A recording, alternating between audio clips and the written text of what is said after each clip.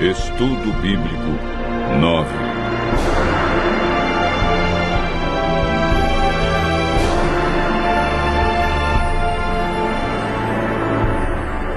A verdade sobre a morte.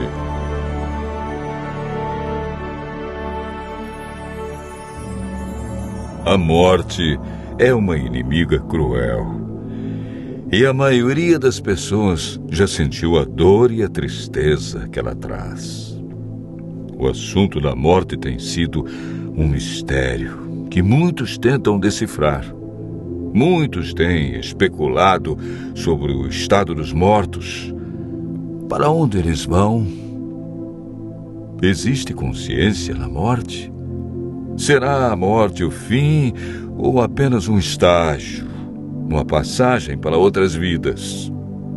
Hoje, no mundo cristão, há muitos ensinos sobre o estado do homem na morte.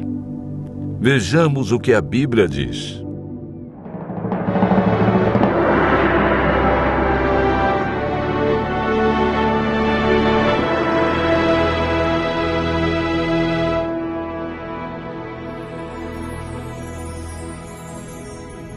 Antes de compreendermos o estado do homem na morte, precisamos entender a origem da vida.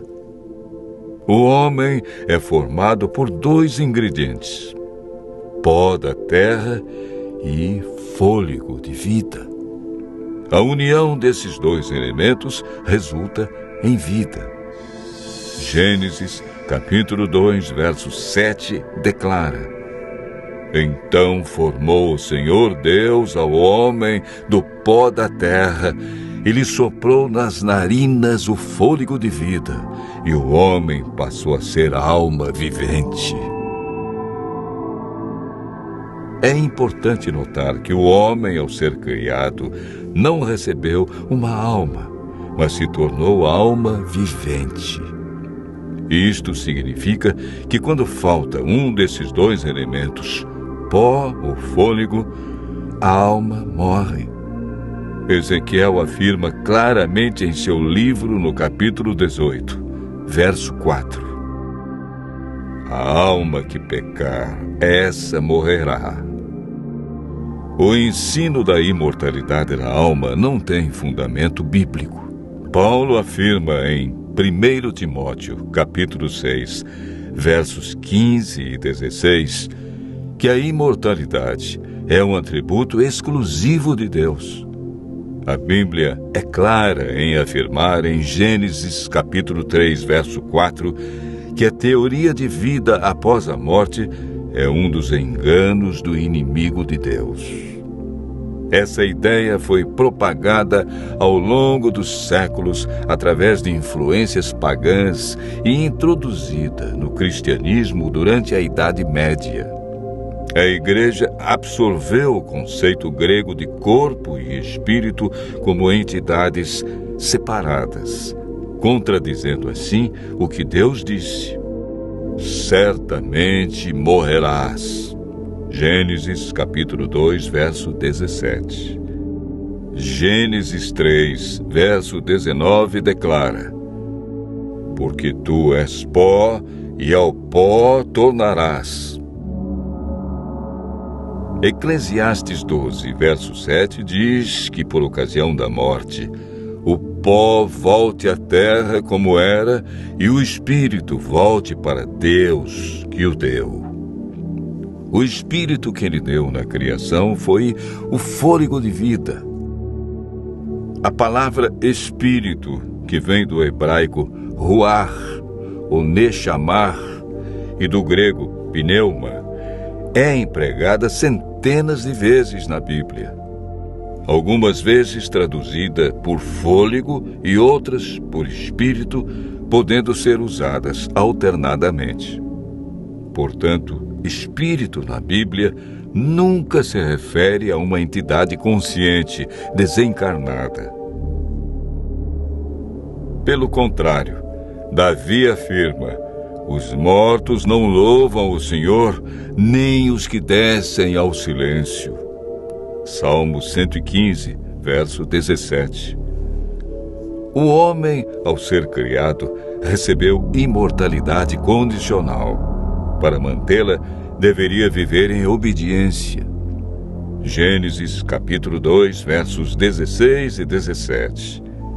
E o Senhor Deus lhe deu esta ordem: de toda a árvore do jardim comerás livremente, mas da árvore do conhecimento do bem e do mal não comerás, porque no dia em que dela comeres, certamente morrerás.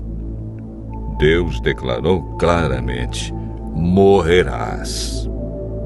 Foi Satanás, através da serpente, quem declarou: é certo que não morrereis.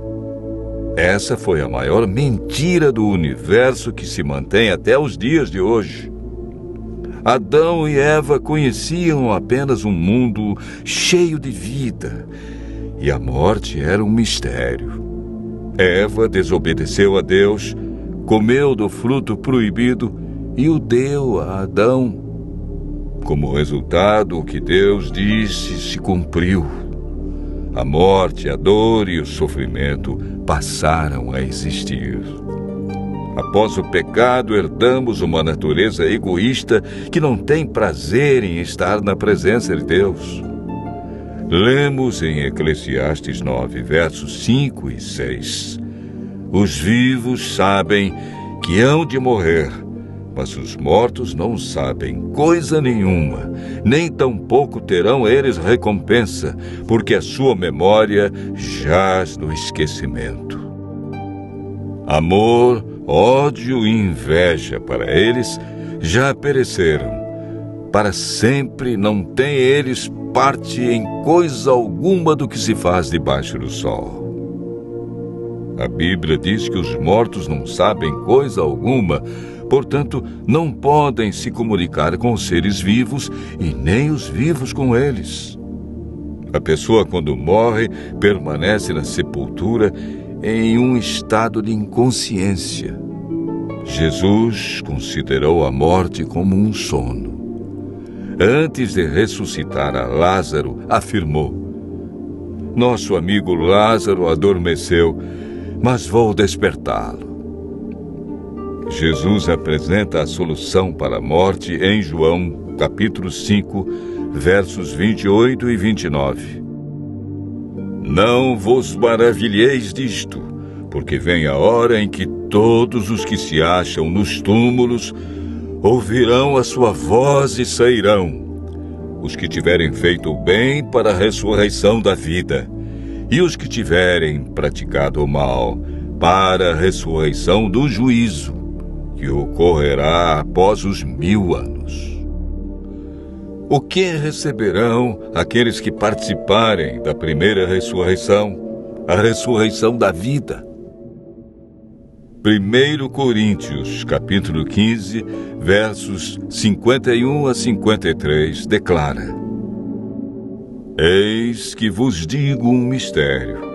Nem todos dormiremos, mas transformados seremos todos, num momento, num abrir e fechar de olhos, ao ressoar a última trombeta. A trombeta soará, os mortos ressuscitarão incorruptíveis, e nós seremos transformados. Porque é necessário que este corpo corruptível se revista da incorruptibilidade, e que o corpo mortal se revista da imortalidade. Desde que o ser humano pecou, perdeu a imortalidade, mas por ocasião da segunda vinda de Cristo, os que o aceitarem como Salvador receberão a dádiva da imortalidade conquistada por Jesus na cruz. João afirma, e o testemunho é esse, que Deus nos deu a vida eterna, e esta vida está no seu Filho.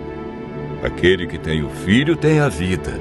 Aquele que não tem o Filho de Deus não tem a vida. Cristo promete que o vencedor de nenhum modo sofrerá o dano da segunda morte.